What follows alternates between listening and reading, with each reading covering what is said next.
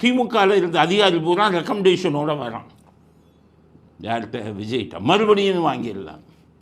இப்போ இது கரூரில் நடந்த நிகழ்ச்சி இருக்க, அப்போ முக்கிய பொறுப்பில் இருந்தார் அந்த அதிகாரி, ஐபிஎஸ். அவர் தான் காரணம் அந்த போலீஸை சரியான முறையில் இங்கே பாதுகாப்பு பணியில் ஈடுபடுத்துகிறார்.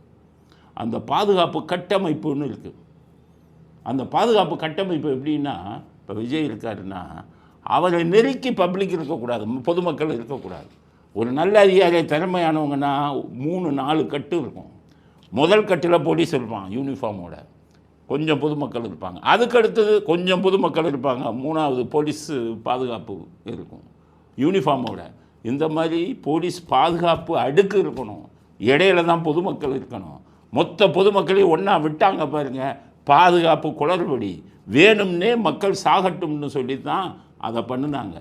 ஸோ செந்தில் பாலாஜி பண்ணார். அதுக்கு உடந்தையாக இருந்தவர்கள் அதிகாரிகள், ஐபிஎஸ் அதிகாரிகள், பெரிய லெவலில் இருந்தவங்க. அவங்க தான் காரணம். விஜய்க்கு இது நல்லா தெரிஞ்சிருக்கும். அதே அதிகாரி 2-3 கிறிஸ்தவ பாதிரியாரை கூட்டிகிட்டு வந்து விஜயை பார்க்குறாரு. விஜய் சரியாக முகம் கொடுத்து பேசவில்லைங்கிறது எங்களுக்கு நியூஸ் வந்தது.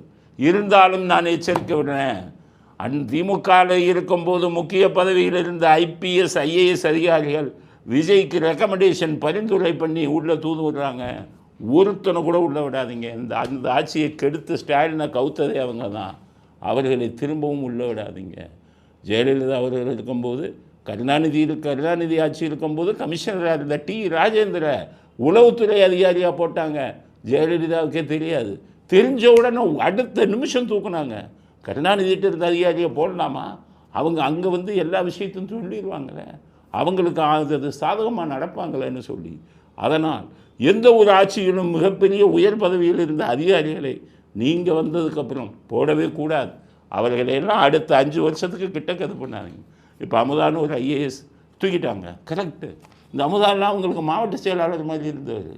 உங்களுக்கு இது கரூர் விஷயம் நடந்த உடனே கரூர் விஷயம் சரின்னு சொல்லி பேசினவர் தூக்கிட்டீங்க. போலீஸ் அதிகாரியும் தூக்கிடுங்க. மதத்தை இது வச்சு உள்ளே வராங்க, ஜாக்கிரதையாக இருங்க. திரும்பி வந்தாங்கன்னா போலீஸ்க்கு அந்த அதிகாரி ஏடிஜிபியாக இது லஞ்ச ஒழிப்புத்துறையில் போட்டாங்க. இப்போ விஜய் ரிசல்ட் வர்றதுக்கு முன்னாடி எலெக்ஷனில் கேனர் மேலே எஃப்ஐஆரை போடல. அவர் இப்போ வந்து காடை பிடிக்கிறார், கிறிஸ்தவ பாதியார்கள் வச்சு இது பண்ணுறாரு. உள்ளே விடாதீங்க.